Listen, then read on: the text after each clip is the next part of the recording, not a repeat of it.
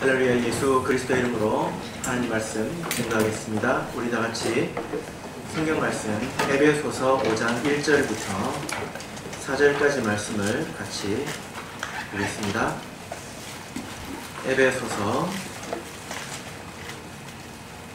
5장 1절부터 4절까지 말씀을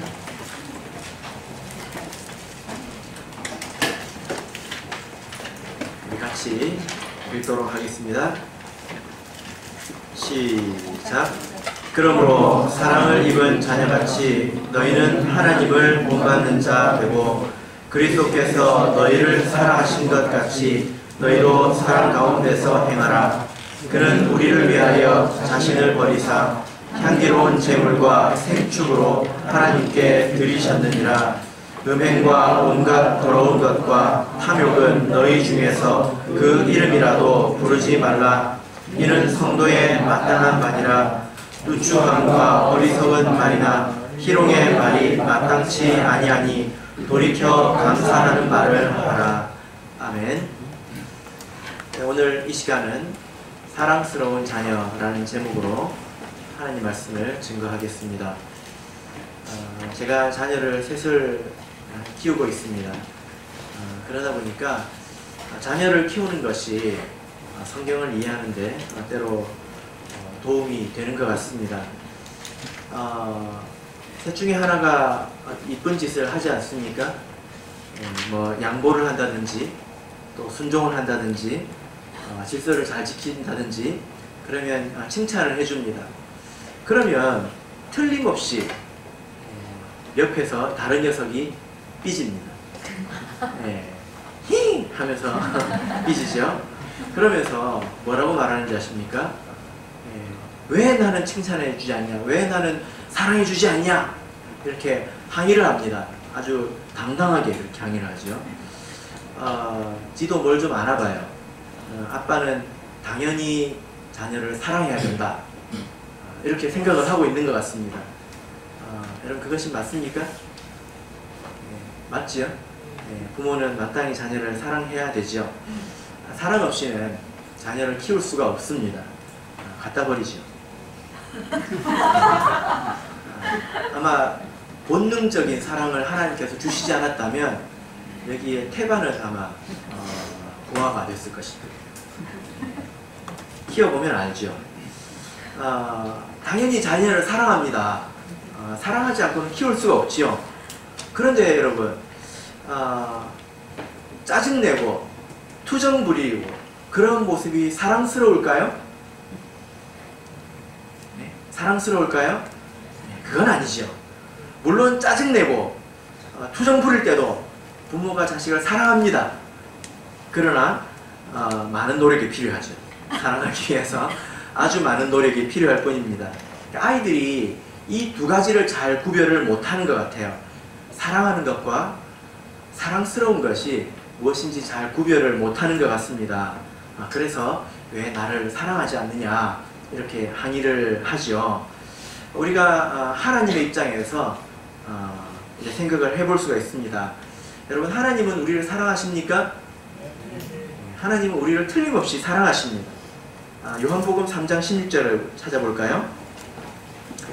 우리가 많이 사랑하는 구절이죠. 요한복음 3장 16절을 같이 보겠습니다.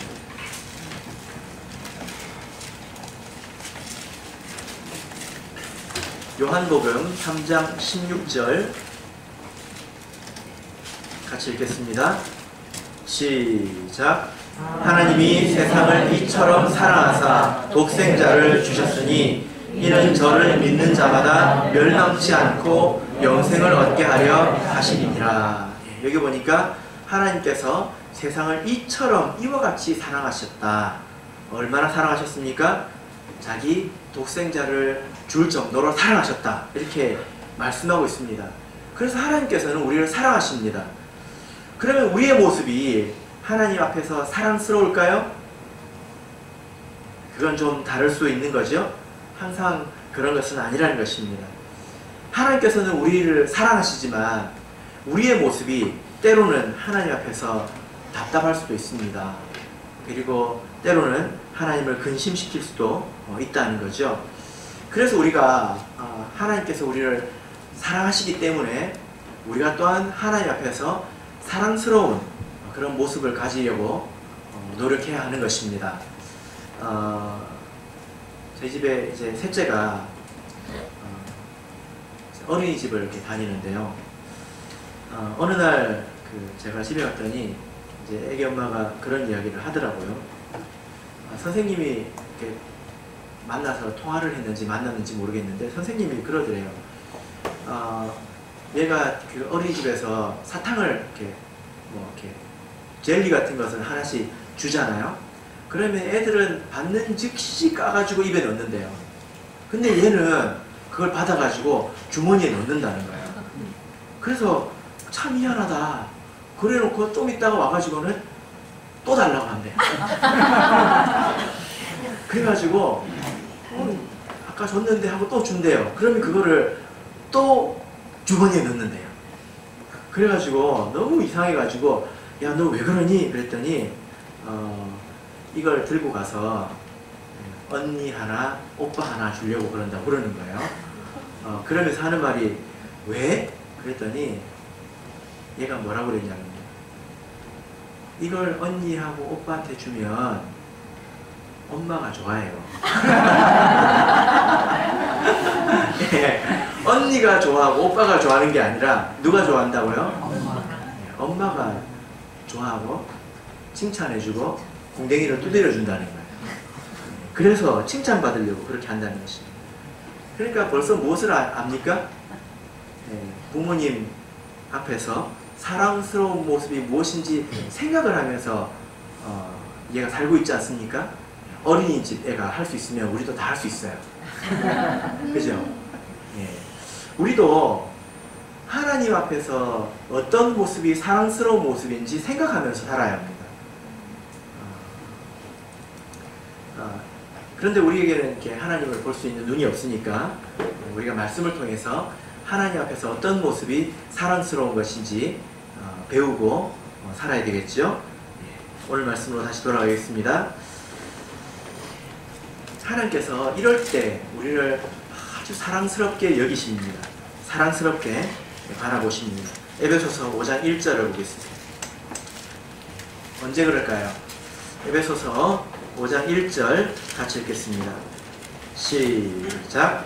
그러므로 사랑을 입은 자녀같이 너희는 하나님을 본받는 자가 되고. 예. 여기 보면 사랑을 입은 자녀같이, 이 말은 사랑스러운 자녀들처럼 이런 뜻입니다. 어떤 것이 하나님 앞에서 사랑스러운 모습입니까? 하나님을 본받는 거죠. 그죠? 예. 그러면 어떤 것이 하나님을 본받는 것입니까?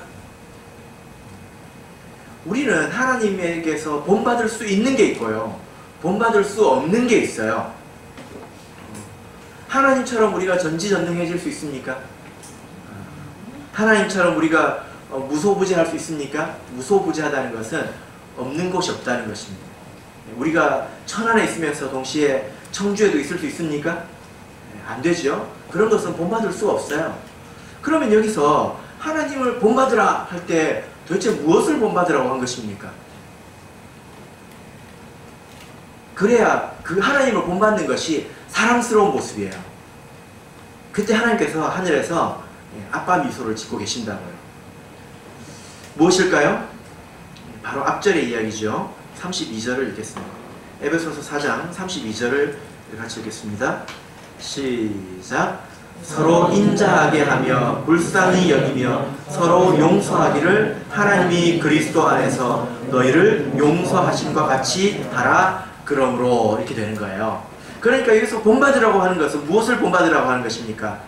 하나님께서 죄 지은 사람들을 용서해 주신 것처럼 너도 용서해 주라는 것입니다. 비슷한 말씀이 있는데요. 마태복음 5장을 보겠습니다. 마태복음 5장 48절 보겠습니다. 마태복음 5장 48절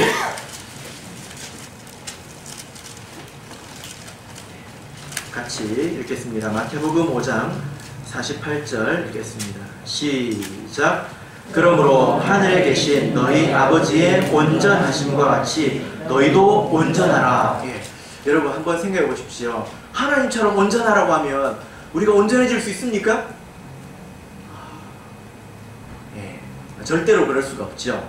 그럼 여기서 무엇을 하라는 것입니까? 어떻게 되라는 것입니까? 예. 이것도 43절부터 있는 말씀입니다.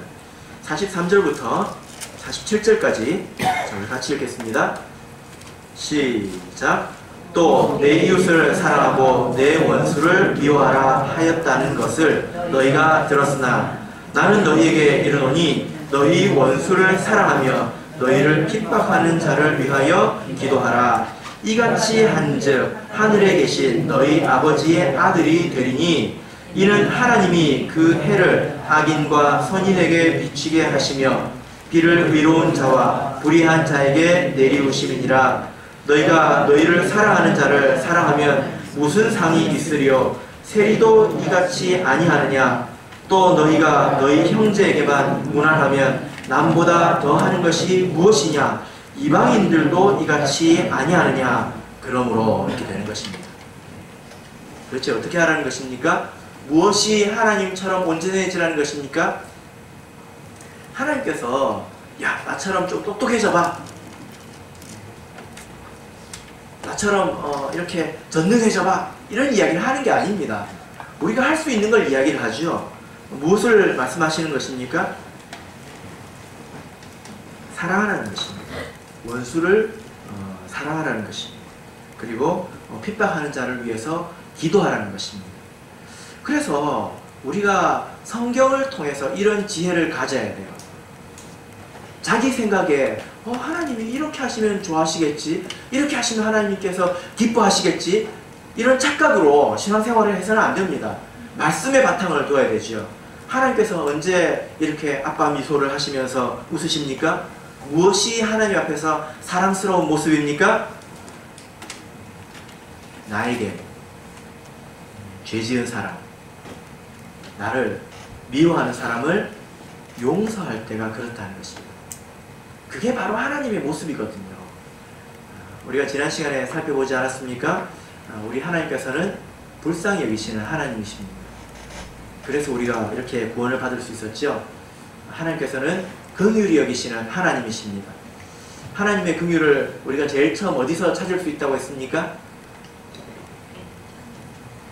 하나님께서 아담과 하와에게 가죽옷을 지어 입히신 것을 통해서 우리가 하나님은 참 불쌍히 여기는 마음이 있다, 이렇게 생각을 했습니다. 그들이 죄를 지었죠. 하나님 앞에서 큰 죄를 지었습니다. 그런데 하나님께서 그들을 불쌍히 여기셨습니다.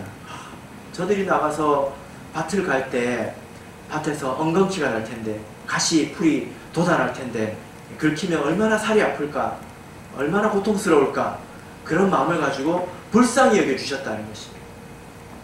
그런 것처럼 내가 다른 사람을 용납하고 내가 불쌍히 여기고 내가 용서할 때 하나님께서는 하늘에서 이렇게 말씀하십니다. 야, 너는 어떻게 하는 것이 꼭 나같이 하냐? 어떻게 하는 것이 꼭 나처럼 행하냐? 이렇게 기뻐하신다는 것입니다. 우리가 신앙생활을 하다 보면, 이 세상을 이렇게 살다 보면요, 사실 서로가 잘한 일도 있고 또 잘못한 일도 있지 않습니까? 그죠? 네, 여러분, 그럴 때 우리가 어떻게 합니까? 네, 어떻게 하면 좋겠습니까? 그럴 수밖에 없다는 것을 알아야 합니다. 우리가 불완전한 사람이 모여서 살아가기 때문에 그럴 수밖에 없다는 것을 알아야 합니다. 하나님께서 그런 사람들을 불러 모으셔서 조금씩 완전하게 바꾸어 가시지 않습니까? 하나님께서 그런 과정을 이제 거쳐가는 것입니다. 그래서 어떤 사람은 조금 먼저 되었을 뿐이고 어떤 사람은 좀 늦게 될 뿐이지요. 그래서 하나님께서 지금도 그 사람에 대해서 참으시고 하나님의 자녀다운 자녀가 되기를 기다리시고 다듬어 가시는데, 우리가 옆에서 참아주면, 또 인내해주면, 용서해주면 하나님께서 그렇게 기뻐하신다는 것입니다. 여러분 한번 생각해 보십시오. 지금 내가 이 자리에 오기까지 하나님께서 얼마나 많이 참으셨습니까? 몇 년 정도 참으셨습니까? 지금 이 자리에 오기까지 여러 사람이 속이 터졌죠. 많은 사람들이 애를 쓰고 또한 한편으로 하나님께서 이렇게 인내하신 것입니다. 다른 사람도 마찬가지예요. 하나님께서 나에 대해서 참으셨다면 다른 사람에게 대해서도 지금 참고 계신다는 것입니다. 그래서 나도 참아야 된다는 거예요. 제가 대학생 때 아주 충격적인 일을 겪었습니다. 어떤 일이냐면 당시에 초등학생인지 중학생인지 모르겠지만 사춘기였던 것 같아요. 어떤 아이가 저를 보고 하는 말이 아이 재수없어 그러는 거예요. 너무 충격적이어서 여러분도 말문이 지금 다치시죠? 아이 재수없어 진심으로 그렇게 이야기를 하는 거예요. 그래서 제가 화가 났습니다. 어떻게 했을까요? 어떻게 했을까요? 머리털을 뽑아버렸을까요? 어떻게 했을까요? 제가 참았습니다. 나중에 그 아이가 얼마나 이뻐졌는지 모릅니다. 사춘기는 지나가고 얼마나 하나님 보시기에 이쁜 사람이 되었는지 모릅니다. 그래서 제가 이제 그 아이를 생각할 때에 그때 내가 화냈으면 큰일 날 뻔했네 이런 생각을 제가 했습니다. 하나님께서 그렇게 사람을 다듬으시는 데는 시간이 필요하고 과정이 필요하다는 것입니다. 그래서 내가 보기에 다른 사람이 아무리 개떡 같아 보인다 할지라도 여전히 과정이 있다는 것을 생각하시고 우리가 참아줘야 되는 거죠. 그죠? 그런 모습을 하나님께서 어떻게 바라보신다고요? 사랑스럽게 여기신다고요. 우리를 바라보실 때 사랑스럽게 여기신다는 것입니다. 자, 우리 본문의 말씀으로 다시 돌아가겠습니다. 에베소서 5장 2절을 읽겠습니다. 이것이 우리가 성경 말씀을 통해서 지혜를 얻는 것입니다. 에베소서 5장 2절 같이 읽겠습니다. 시작. 그리스도께서 너희를 사랑하신 것 같이 너희도 사랑 가운데서 행하라. 그는 우리를 위하여 자신을 버리사 향기로운 제물과 생축으로 하나님께 드리셨느니라. 하나님 앞에서 사랑스러운 모습은요, 사랑 가운데서 행하는 것입니다. 여기서 예수님을 예로 들고 있는데 여러분 이 말씀을 잘 듣고 생각을 해보십시오. 예수님께서 우리를 위해서 십자가에서 하나님께 버림을 받으시고 또 십자가에서 죽으셨는데 그때 어떤 마음으로 그렇게 죽으셨을까요? 하나님께서 하라고 하니까 마지못해서 그렇게 하셨을까요? 아니면 명색이 예수님인데 이 정도는 참아야지, 내가 이렇게 하면 다른 사람들이 비웃을 거 아니야 하고 체면 때문에 그렇게 참으신 것일까요? 그렇지 않습니다. 하나님 보시기에 내가 두려워서 또는 체면 때문에 사람들이 미운데도 그 체면 때문에 행하신 것이 아닙니다. 무엇 때문에 행하셨습니까? 누가복음 23장을 보겠습니다. 누가복음 23장입니다. 34절을 보겠습니다.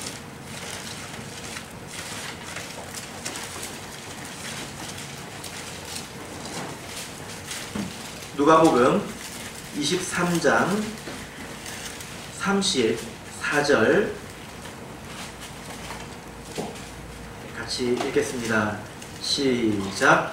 이에 예수께서 가라사대 아버지여 저희를 사하여 주옵소서 자기의 하는 것을 알지 못함이니이다 하시더라. 됐습니다. 예수님께서 그 십자가 위에서 사람들을 위해서 기도하시지 않았습니까? 그래서 예수님께서는 마지못해서 체면 때문에 그 일을 행하신 것이 아니라 사랑으로 하신 것입니다. 그래서 그것이 하나님 앞에서 향기로운 제물이 된 것입니다. 어떤 사람은 이렇게 이야기를 해요. 한번 들어보십시오. 십자가는 사람들의 범죄의 현장입니다. 죄 없는 예수님을 못 박아서 피를 흘린 것 아닙니까? 그런데 그 범죄로 인해서 흘린 피가 어떻게 하나님의 공의를 만족시키느냐, 어떤 사람이 이렇게 따졌어요. 이게 어떻게 하나님 보시기 기쁜 것이냐 따졌어요. 그런데 반대에 있는 한 사람이 말하기를, 사람들의 범죄가 지극히 크지만 이런 범죄 가운데서도 드러나는 예수님의 사랑이 훨씬 더 크기 때문에 하나님께서 그것을 향기롭게 받으셨다는 것입니다. 그것을 기쁘게 받으셨다는 거예요. 여러분, 우리가 깊이 생각해야 합니다. 우리가 하나님을 섬길 때도 마찬가지인데요. 하나님을 섬긴다는 것은 곧 예수님을 섬기는 것이고 그의 몸된 교회를 섬기는 것이고 다른 성도들을 섬기는 것 아닙니까?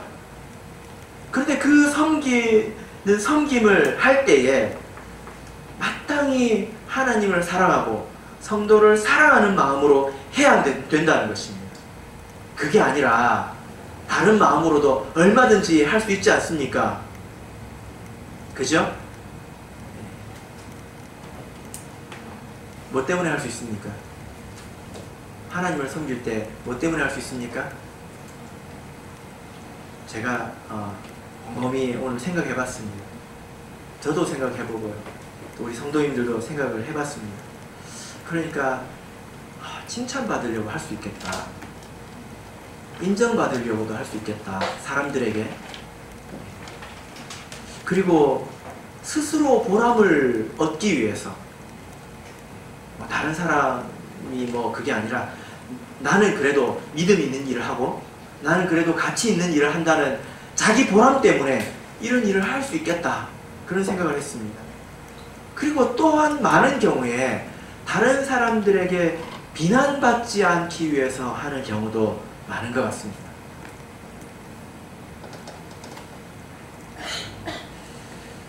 그러나 하나님은 인색함으로나 억지로 하는 것을 기뻐하시지 않으시죠. 하나님은 즐겁게 하는 자를 사랑하시고 그리고 또 사랑으로 하는 자를 사랑하십니다. 내가 교회 와가지고 아무리 이런 일 저런 일 하더라도요, 내가 하나님을 사랑하는 마음, 성도를 사랑하는 마음이 없이 행하면 아무것도 남는 게 없어요. 아무것도 유익이 없습니다. 성경에 그렇게 말씀하고 있지 않습니까? 고린도전서 13장을 보겠습니다. 고린도전서 13장 1절부터 3절까지를 보겠습니다.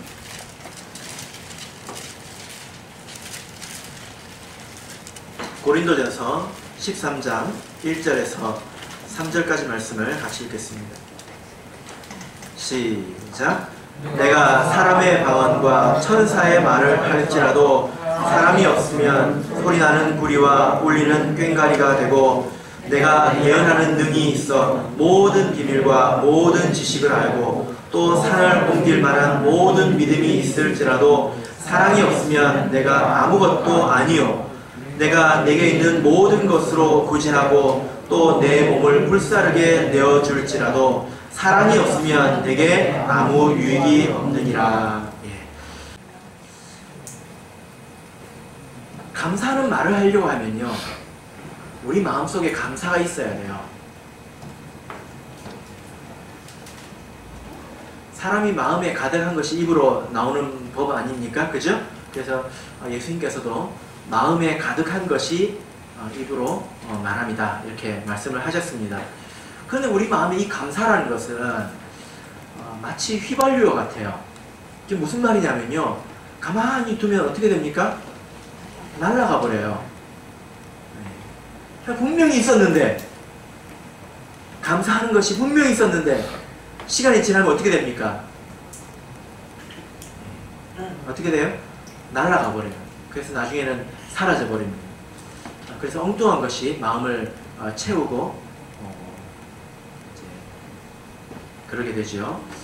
이스라엘 백성을 생각해 보십시오. 하늘에서 만나가 내리지 않았습니까? 그래서 그것을 처음 먹을 때 뭐라고 그랬습니까? 이것을 보고 뭐라고 그랬습니까? 마치 꿀 섞은 과자 같다. 그래서 정말로 만족하고 그것으로 해서 하나님께 감사했습니다. 근데 나중에는 뭐라고 그랬습니까? 예. 하나님 참 야박하다. 예, 똑같은 것을 놓고 그랬다는 거예요. 마음속에 이 감사를 지키지 못한 것입니다.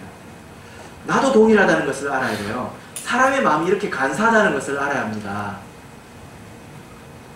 그래서 똑같은 것을 계속 누리다 보면 내 마음속에서 감사함이 사라져 버린다는 것입니다. 그래서 이 감사는요, 지키도록 노력해야 되는 거예요. 내가 항상 생각해야 되고 붙들어야 되고 기도해야 되는 것입니다. 그리고 이 감사는 반드시 말로 표현해야 됩니다. 그래서 감사하는 마음을 가지고 여기 보면 감사하는 말을 하라 이렇게 하지 않았습니까? 우리 마음속에 감사를 지키는 방법은 감사하는 말을 하는 것입니다. 그래야 우리 마음속에 이 감사가 새로워지죠. 그래서 우리 성도님들께서 항상 하나님의 은혜를 간증하시고 감사하시길 바랍니다. 그것이 하나님 보시기에 어떤 모습이라고요? 사랑스러운 모습입니다. 하나님 보시기에 참 보람이 있는 것입니다. 여러분들께서도 자녀가 부모에게 감사하는 것을 들을 때 참 마음이 흐뭇하지 않습니까? 그런 것처럼 하나님께서 이렇게 기뻐하신다는 거죠. 우리는 하나님께서 사랑하십니다. 틀림없이 사랑하십니다.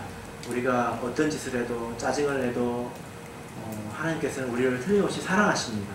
그러나 우리가 하나님께서 사랑하시는 하나님께 사랑스러운 그런 모습을 또한 가지도록 노력해야 되겠죠. 오늘 세 가지를 말씀드렸습니다.